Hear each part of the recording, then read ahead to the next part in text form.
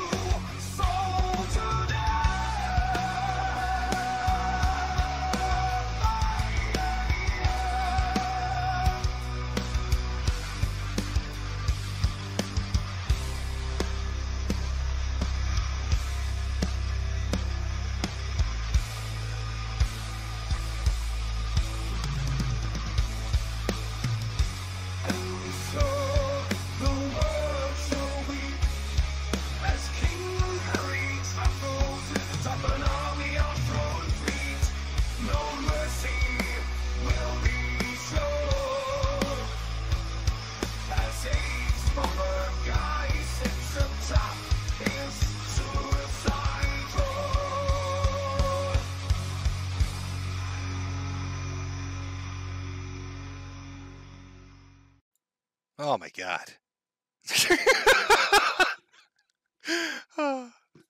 Oh my God, he's out there just slaughtering people left and right. James Somerton is. Okay. But I thought I'd talk a little bit about the history of Metokur and go into a little bit about it. So there was this forum. Overall, pretty good, 4 out of 5 stars. Started by goons. Goons, for those that don't know, are something awful members. That's what they used to refer to themselves as. In fact, if you've heard the term troon on the internet, that's actually from something awful. It's referring to a transsexual goon or a troon.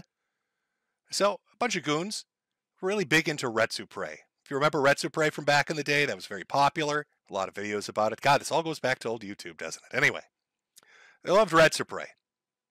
And so they tried their hand at it. I wish I could find the video. There's probably a copy out there somewhere, but a couple of the founding members, who Habermann is a part of, as well as some others, tried their hand at Breadtube, and it was a fucking awful video. They just got their shit pushed in. They're very, very upset about this. So they decided, being e-humorists, which is a serious term they used, they were going to start their own forum, because fuck something awful. So Habermann decided to start Metokur Forums, which is a mispronunciation of the word mediocre by some foreigner who didn't like him. So Metokur Forums starts, a bunch of goons show up, and among them is our boy, the Lord of Ops, if you all remember, Habermann, destroyer of souls, a breaker of worlds, and of course, Hbomb. Hbomb was a friend of his. Jordan and a few others as well. They'll start up the forums, they're all having a great time. They start very, very slowly. They start very slowly. But as time goes on, things get more and more serious. Feelings get hurt, lawsuits get filed, and there's a little bit of regret going on there. A little bit of regret. So I thought I would read you what I'd like to call Soliloquy of Troll's Remorse by Habermann. Because a very strange thing started to happen on the Metokur Forums. All these people that used to laugh at retards, and we're going to talk about some of the retards they laughed at, like to have fun, like to troll, like to do naughty things. They all got Troll's Remorse. And Troll's Remorse is basically when you're a real asshole to somebody online, or a group of people, or a bunch of different people, and suddenly you start to feel bad about it one day, and decide that the only solution is to become the other extreme of the spectrum. Not to just, adjust yourself and be normal, have a little bit of, normalcy to your life, but just become the most cookie cutter, in this case, lib shit, let's just say, personality you could become. So Habermann gets very upset after years of running the forum with his fellow goons, Hbomb and everybody else, and decides that he's going to put up a long, long essay about how terrible he was and how sad he feels about this, and it's Troll's Remorse. And this is something that affected him. It affected Jordan, who went on to found another website called Busy Street, which was its own shit show. And of course, it affected Hbomberguy, who after the closure of the forums, suddenly got into being a breadtuber and a lefty. Well, he was always kind of a lefty, to be honest, but got into breadtubing, let's say. So let's take a look at Habe's regret. I've got this queued up here. I hope you're ready. This is what you need to understand too. I've talked about this before, but it still is remarkable to me. Habermann was probably one of the only people on the internet that was actually able to scrub almost everything related to this forum off of it. There have always been archives of shit people do online. You know how they say when it's on the internet forever? Untrue. Untrue. I've seen one guy, and one guy only, Habermann, be able to actually erase the entire fucking thing. I don't know how he did it, but he did. You can go to the Wayback Machine, nothing's there. You can go to archive.is and all the variations of it, nothing's there. Just this final letter. And a few screen caps, and maybe one or two YouTube videos of somebody scrolling the forum right before it closed, and that's it. He completely fucking erased it. He was so riddled with trolls remorse, so fucked up over it, that he completely made it disappear. You might be wondering, what did he do that was so terrible that he would want to erase every vestige of it from the internet? Well, we'll get into that. We'll get into the shenanigans of these boys. But let's take a look at Hbomberguy. This will be fun to read. This is a former member of Metokur. I can give you some insights into it. This is from Habermann himself. Prepare. Ooh. Metokur began in late 2008 and fell apart in early 2012. Over the course of 3 years, we managed to do a lot of damage, often to innocent and undeserving people. While we took pride at the time for putting positive spins on our operations, claiming the people we were attacking had it coming, or that they had learned a valuable lesson, it can be safely said now that our actions at the time were indefensible, plain and simple. Founded by me, Habermann, and the elusive Catalyst, the original goal of the organization was to get away from the juvenile trolling under the banner of activism, claiming that our actions would somehow act as a catalyst for some sort of unspecified positive change. As new members were recruited, and with Catalyst quietly leaving at this point, our methods of trolling began to closer resemble targeted harassment, with the primary goal of the site being a forum dedicated to gathering and distributing the personal information of our unfortunate targets. With a YouTube channel dedicated to commentaries over other users, a means of gauging how susceptible a potential target might be to our harassment, a page on our website dedicated to mocking submissions to DeviantArt, another means of seeing how potential targets would react to being provoked, and a growing directory of our target's personal information, we were systematic in our approach to harassment. Furthermore, we were able to manipulate other services such as Encyclopedia Dramatica into serving our efforts, using inside connections to guarantee ourselves favorable front page coverage. So let's take a little break here and just digest that. First off, no. They weren't founded with the principle of operations in mind. They were founded because they got laughed at because the Retropray was shit. And they wanted to do Retropray over other videos. That was the whole gimmick. Films for the Fusilians and all the other things that were done on Metokur were basically Retropray of any video that wasn't video games. That's the start of it. I love, 24-hour ops and gay ops come from Habermann. See, he used to have this thing where he would be on the forum and somebody would post something funny about some spaz that they found. So imagine Kiwi Farms or something awful or a 4chan or whatever. And you're reading a thread and you laugh, you have a little guffaw, something funny that you come across. And Habermann would come in and be like, I want them destroyed. You have 24 hours. And that's where 24-hour operations or 24-hour ops came from. Or as we like to refer to it, gay ops. We like to refer to what he did as gay opping. Now, to give you an idea, he also talked about how they had an inside man at Encyclopedia Dramatica. That was LMTE. He was a mod over there. Sysop, some shit. I don't know. To give you an idea, some of the shenanigans the boys got up to, let me tell you the story of Wolfie661, I think it is. So imagine this. You're a little Jimmy boy. A little Jimmy boy. Let me get a little pudding up here. There we go. You're a little Jimmy. Look at him. That's a little Jimmy boy. I should have put a hat on him. Fuck. So you're a little Jimmy boy. You come on the Metokur Forums one day. You're all smiles. Hey, everybody. How's everybody doing? We're going to laugh at some retards today? And then you see a thread that says Wolfie661. You're like, I wonder what that is. You're all innocent, eating some bubble gum or something. I don't know. Got a lollipop. You're a good boy. So you open up the thread. Holy shit. You open up the thread and you see probably the cruelest thing you've ever seen in your life, which, honestly made you laugh quite hard, but it was horrible. So the story of Wolfie, everybody knows what social engineering is. I know everybody talks about hacking and all this shit, but, social engineering of getting information and passwords and private information from just manipulating a target. So Wolfie was a bit of, he was a little slow in the mind. He had a YouTube channel with a very small audience. I'd never heard of him before I saw the thread. So LMT, who was the sysop member, he was the guy from Ed that was also a member of Metokur, decided he wanted to fuck with the guy for some reason and came up with the most convoluted thing I've ever seen, with probably the cruelest ending I've ever seen. So through months and months of social engineering and manipulation, pretending he's like 19 different accounts. He made like 19 accounts. One was a friend of Wolfie, one was an enemy of Wolfie, one was a friend of the friend and an enemy of the other guy. And he had this whole, all these characters that were interacting with each other daily. And Wolfie became aware of them all. Suddenly he's getting all this attention from 19 people, but they're all him. They're all LMT. He's just fucking with his head. So finally he's like, Wolfie, as one of the friend accounts. He's like, Wolfie, they've got super hackers. They've got some fucking super hackers working for him, Wolfie. I need your passwords. I need your password so I can protect you because I'm your friend. And Wolfie, because he is retarded, does give him the passwords. So LMT gets into all these accounts. Then he comes back and he says, Wolfie, the hackers, they found out. Wolfie, the hackers have hacked me and they now have your passwords. But it's okay because I worked a deal out with them. They just want one thing from you, and if you give it to them, they'll give you back your passwords and your accounts.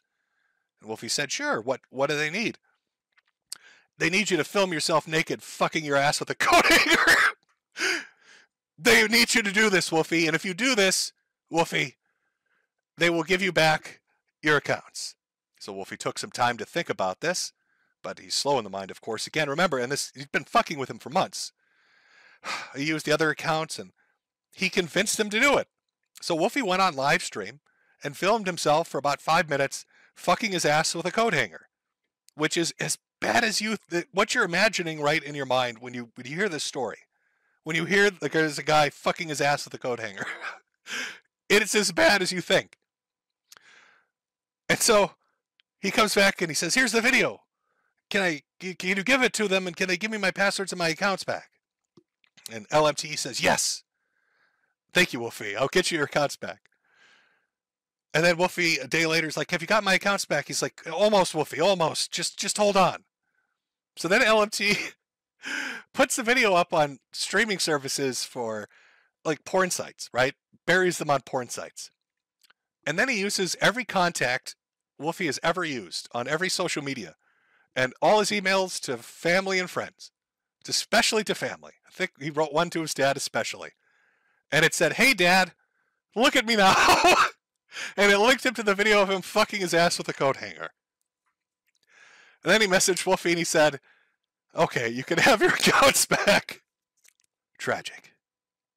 Now, I bring that story up because there were mean things that happened. You'd come across that on the forum. And that, by the way, was the environment that our boy, Hbomberguy, was a part of. He saw the same threads. He'd read the same shit I would, talk to the same people I did, on the same Skype groups and IRCs that I was in. Fully aware of it. Fully aware of it. So aside from LMT doing things like this to poor innocent Wolfie, I could take innocent boy Jim off because Jim... Jesus. It was a hell of a morning. I mean, you don't really walk into a thread like that. Like, it was months of work. It was months of work. I don't know how he found the guy. Like, I don't even know why he chose him, but he just did. He's like, yeah, this guy will do. I'm gonna make this guy fuck himself with a coat hanger. Holy fuck. There's probably on Pornhub somewhere a video buried under some kind of tag or name of Wolfie that's still out there. The last I remember ever being posted in that thread were a bunch of like, what are they called? The people that are like horny for fat people? Those people like really liked the video. Like he found a new audience. And them, they were like, send us. So I believe what LMTE did was he took all the comments of people saying, hey, you look pretty sexy, fat boy, and just would forward them to Wolfie and his family. It was just cruelty upon cruelty. But that wasn't done by the Lord of Ops. Let me just, again, reiterate. I know. He did much darker things. Anyway, let's get back to I just wanted to give you a little idea of some of the mean things that were going on there. Okay. At the same time, we managed to, oh, let me make sure that's clear. Okay. At the same time, we managed to maintain a legitimate front by enlisting less insidious individuals to create content for us, which allowed us to continue to pass ourselves off as activists and e-humorists. Of course, the true intent of the core members of the organization was far darker. Again, who would the core members of the organization be? Let me think here now. Who would it be? It'd be Habermann.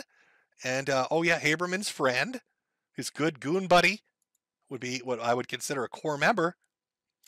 As opportunities for larger exposure presented themselves, we took full advantage, continuing to contribute to and manipulate. ED would eventually win a sysop status on the service. Our sites and channels began to establish their own fan bases, many of whom were blissfully unaware of our true purposes. We established secret connections with established internet personalities who enlisted our help in sabotaging their competition. We brought ourselves near national attention when news media began to cover a game under development by the title of School Shooter North American Tour, which thankfully was never actually distributed.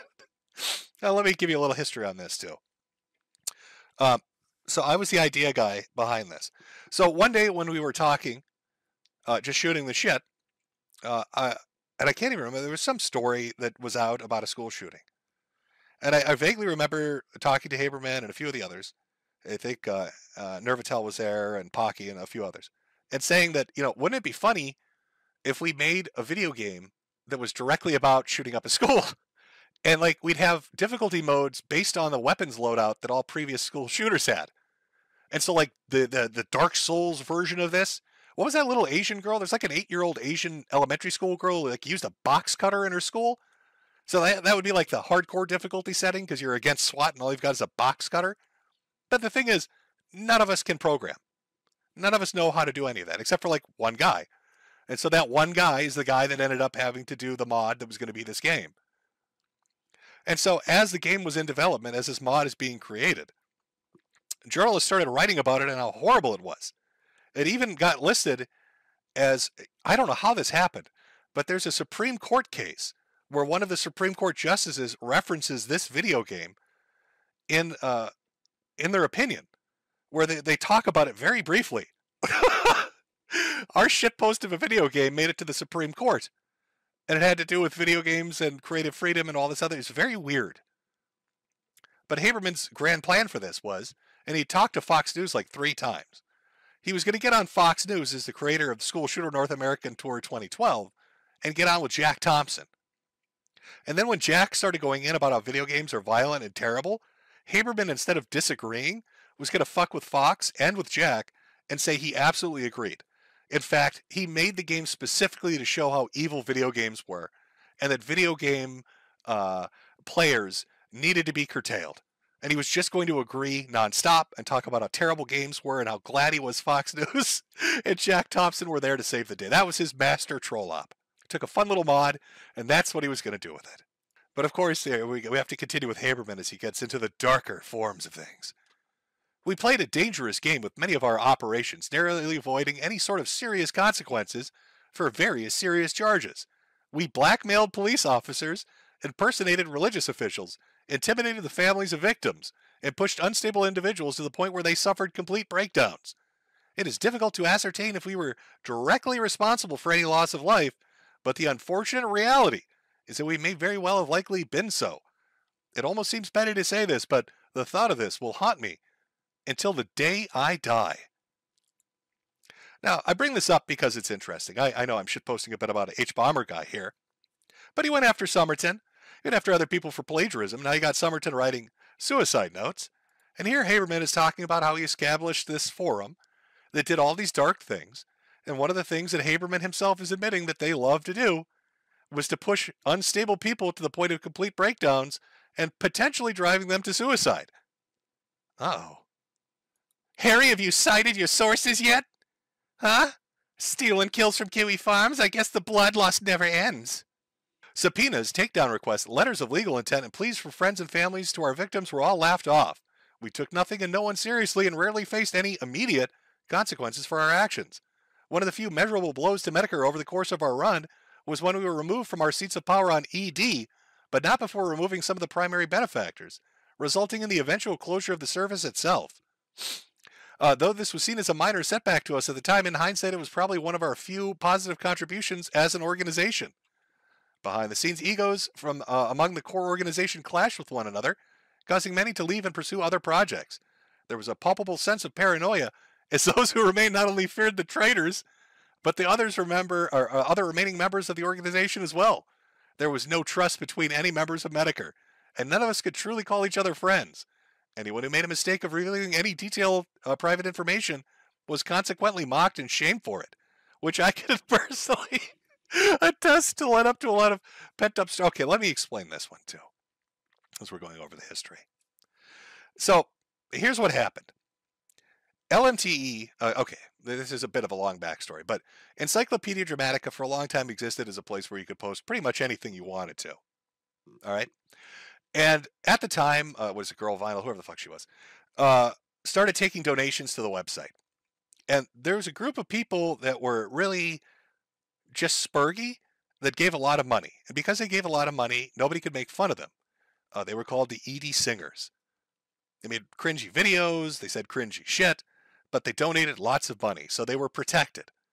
And this drove Habermann fucking crazy. He wrote an entire article called Troll Shielding about this very thing. And he and LMTE hated the ED Singers. In fact, the Internet Aristocrat YouTube channel was originally created just to make a video making fun of them. That's the entire purpose of that channel, was just to shit on them. Eventually, what ends up happening is LMTE, I believe, got stripped of his sysop status, and Habermann got booted from being able to do edits and anything like that. And they got really mad. So Habermann worked very hard to try to get the docs at the ED Singers. And he succeeded. He got their information. And shenanigans began to happen. In fact, somewhere, I believe I talked about this in a previous stream or a video, he talks about how his friend from England, wink wink, helped harass the shit out of the ED Singers. Well, the ED Singers, somehow, through the use of a private investigator or somebody else, found Habermann's personal information. And they filed actual lawsuits against him in the state of New York and elsewhere. Like civil suits. And it freaked him the fuck out. Because he was anonymous. I mean, he had his face out there. He was called Habermann, but nobody really knew where he was or what his name was or any of that shit. So Habermann is now getting sued by fat girls that don't like him from Encyclopedia Dramatica. And he flips out and he's like, we can't go after the ED Singers anymore. We can't fuck with Encyclopedia Dramatica anymore. We can't do any of this. And then he foolishly tells all of us, by the way, I'm going on vacation for a week. LMTE's in charge of the forum. So when he's talking about how everybody was paranoid and they couldn't trust each other and traitors were stabbing each other in the back, what he's really talking about is we took all the legal information from the lawsuits, like his full name and address and phone number, and we made it a scrolling banner for an entire week on the website while he was gone and didn't have control of the website. So all the victims he talks about, all the people he would fuck with and make fun of, suddenly show up to the website's front page, and there it is, Habermann's real name and his address and his phone number with a message that said, fucking call me, I dare you, or come visit me, coward, shit like that. He was not really happy about that, chat. He was actually quite fucking angry in regards to that little prank. I believe LFT even tried to do like this replacement function where any letter you would type would just print out personal information.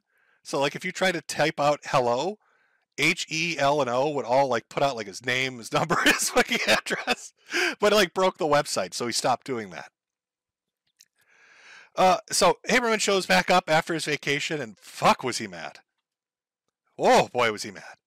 Remember, again, little innocent Jimmy boy, okay, lollipops and gumdrops and shit, gets the blame because I'm the idea guy. He was like, oh, it wasn't me. It was fucking Jim thought that would be funny. I did think that was funny, by the way. I wish I could claim it was because I had matured enough at that point and wanted to move on, but it had more to do with the simple fact that the times had changed. Social media was quickly evolving. People were becoming less concerned about their personal information being made private, and our old tactics were having less impact on a new generation of netizens. Rather than growing to recognize the error of our ways by that point in time, we'd simply grown tired. And so Metokur died not with a bang or even so much as a whimper, but instead quietly overnight without warning or notice. And I say good riddance to Metokur and all it stood for. Selfishly, I attribute it to the fact that I was forced to hide my own sexuality and harass my fellow LGBT peers, prolonging an addiction to pain prescription medication, stunting my emotional growth, and suppressing my sense of empathy, as well as generally enabling behaviors which I can now recognize as despicable. My association with the site cost me friendships, opportunity, and precious time I never can reclaim. You know, I'd like to say, too, none of us knew if Habermann was gay or not. Nobody cared. Nobody would have given a shit. But I guess he felt this was the deep secret he needed. Maybe we'd make too many gay jokes. God knows we made jokes about fucking everything in relation to one another. But the prescription addiction and alcoholism, yeah, he had a few instances there where he went a little too hard on the pills and the drink. I distinctly remember one conversation, like at midnight when he was in his college dorm or something, where he's a little shit-faced and he's like, I'm hungry. So he decides to order a pizza. And then he flipped out for like 20 minutes, almost crying, because he didn't have any money in his account. And he had to call like Domino's and tell him he was too poor to order. Like, please don't send the pizza to me. I'm too poor. I can't afford the pizza. And they were mad because he said he'd pay cash when they got there. But he's a little high. He wasn't really paying attention. That's our troll lord, god of the ops, Habermann, having a meltdown because he couldn't afford his pizza.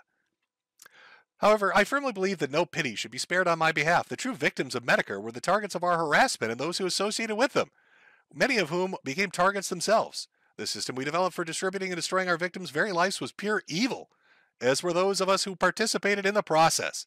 There are no excuses for what I did, and no means of justifying our actions at the time. We did nothing to accelerate any sort of learning process for our victims who demonstrated immaturity or naivete, and taught no lessons to those who battled on their own or battled with their own immorality. It's impossible to track exactly how many victims of Metokur there were, or even who many of them were. When I took measures to ensure that no archive or record of the site existed, the names and details of our victims disappeared with it. Personally, thanks in part to my painkiller-induced altered state of mind and also to my generally poor memory, I can't recall many of the details of Metokur's history. Attempting to recall even a general timeline of events comes difficult for me, and several of those who may still remember the finer details are likely unwilling to cooperate in an effort to make amends. And so it's with great frustration with myself that I must admit I've little else to offer than my sincerest, deepest regrets to those affected by Metokur. The consequences I face for my actions do little to compensate for the damages I've caused, and I live with the knowledge that I may never fully atone for my actions during Metokur's run. Not a day goes by where I don't think about the things I did and allow my thoughts to turn to self-hatred and loathing. And that's pretty much it. I mean, there's a little bit more here. Blah, blah, blah. What a terrible person I am. So sorry about that. Please watch The Dinner Dates, my new Let's Playing channel. Oh, you know, I'd like to take a second here also to just point out again, the moment he decided to set up a Let's Play, once you get into speedrunning, look at what happened to Chibi. Here's Habermann, suddenly just fucking demolished by Trolls Remorse, talking about being LGBTQ barbecue and all that shit. And all the horrible things he did, which were really, let's be honest, the only horrible thing that really ever happened on that website was probably what happened to Wolfie, and that was LMTE. Habermann's idea of targeted harassment and horrible things was really just laughing at fucking idiots on a YouTube video. But he sure likes to write about how bad it was. And Hbomb was there. He was there the entire time. He was a contributor to DeviantArt Coalition for Quality Control, or DQCC, or Q, whatever the fuck it was, which was an attempt to just fuck with people, tartlets, on their terrible, awful, shitty fucking DeviantArt accounts. In fact, let me show you some of the reactions. I've covered this too previously, but I'll show a little bit for the folks tuning in. Here's a DeviantArt account called Metokur Must Die. It's from 13 fucking years ago. I am a DeviantArt user dedicated to the destruction of the troll group known as Metokur. Their website, metokur.org, is used to launch attacks on DeviantArt users, YouTubers, and other groups of people on the internet. One page in particular, called the DeviantArt Coalition for Quality Control, is used specifically to target DeviantArt users, and has scared dozens of artists off DA before they could even reach their full potential, just because of the characters they like, or because of the friends they have. To the members of Metokur, I know you will read this. Your days of ruining others' lives are over. I'm coming for you. I know the tactics you use, and I will use them against you. Personal quote, Overall, pretty bad. 0 out of 5 stars. Oh, I believe this is the one that started the petition. There's a petition. There's a petition to get rid of. Let me pull this up. Get Metokur off the internet. 308 signatures. Metokur got Nintendo Advocate and Miss Nintendo Advocate off of YouTube, and I want Metokur to die. Sign the petition if you want. Metokur films for the Fusilarians and DJ MTP off the fucking internet. Didn't really go very far. Nintendo Advocate, by the way, was the guy that did the video about beans for Christmas and how much he hated his Mexican neighbors. He's right up there with Matt Pat's Photos, who was a guy that had a foot fetish and a thing for fat ladies and would insert himself into game shows from like the 1970s. He made thousands of videos of him, like he'd overlay himself, he'd use a green screen and put himself into game shows. Thousands of them. Insane amounts of them. I still don't fully fucking understand what was going on in his mind, but he was very dedicated to this. And so, that's sort of the story of Habermann and a little bit about Hbomberguy. I bring this up because I know the Somerton thing is going around, and I'm sure Somerton's probably not dead. He probably is just being an attention whore. But on the off chance that he offed himself, it's a little spooky. Has some parallels to what Habermann was saying. I don't buy this trolls remorse shit. I think it's a overreaction, usually to hide the shit that you've done in the past, to try to sweep it under the rug. But Hbomber, he knew about all this stuff going on. He was a part of a lot of it. He wrote and contributed to a good amount of it. So if it turns out Somerton's corpse washes up on the shores of some Canadian, tributary, well, let's just say that's Habermann's revenge. Oh, it's a Breadtuber out there slaughtering people. Just like the song said. He hungers for new souls, chat. He desires new souls. It's terrible. Terrible shit. Do you know Hbomber, when he started doing his YouTube channel, created a add-on, I think it was for Firefox, an add-on to get rid of toxic YouTube channels, and I was one of the first names that got put on that stupid fucking block list. This dude's out there making block lists, wiping out history. Amazing. It's amazing, chat.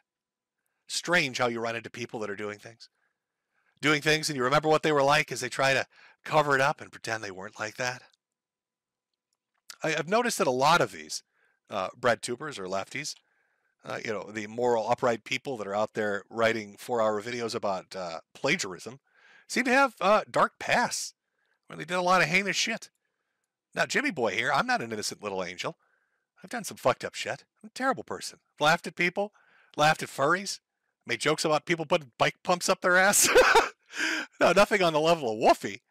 I mean, that was straight up cruel. I did laugh. I have to admit, I laughed. It was so cruel. It's just like, sometimes you come across something that's just so fucking mean, you can't do anything but laugh. I mean, how the fuck do you react to that? So nothing on the level of Woofy, but I'm not an innocent angel baby. But it's strange to me that the people that try to portray themselves as that generally aren't. Usually they've got some really fucked up shit in the closet. Now, how deep that goes, I couldn't tell you. It's not like Hbomber was out there demanding people be beheaded, but he sure was familiar with what was going on. And, had that goon mindset of, let's fuck with everybody on the internet. Sort of like, I don't know, let's take another example of a Breadtuber or a left-leaning personality that's popular at the moment. How about Vaush? Vash. How about him? I mean, how many screen caps and Discord logs and things need to leak about this guy and his affinity for horse fucking? And not just horse fucking, but young girls. Now, I've heard his defense. I've seen it put forth by his fan base and himself, that he's got some kind of a fetish for, what was it, the goblin defense or some shit? No, officer, I didn't know that was a 7-year-old. I thought that was a 10,000-year-old witch. A goblin that lost her tits in a magic duel.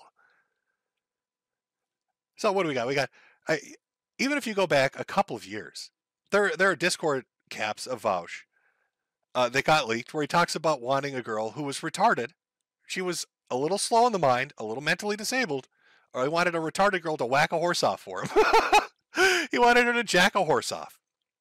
And then what do you get? You get him on stream again, and suddenly, suddenly you got a giant fucking folder of lolly anime girls drinking fucking buckets of horse cum And that's a little hard to just kind of, wave away and say, oh, no, it's a little goblin. It's a little goblin girl. It's a little goblin girl drinking horse semen. What the fuck? Bro, come on. Let's be real here. It's extra funny, too, because from my understanding, is literally before this happened, within like a week before this happened, he was going on this diatribe about how Pippa Pipkin and VTubers were a bunch of fucking Nazis, and how because they liked anime, they were probably pedophiles. And then what happens? He's on stream, and he's got little girls drinking buckets of cum.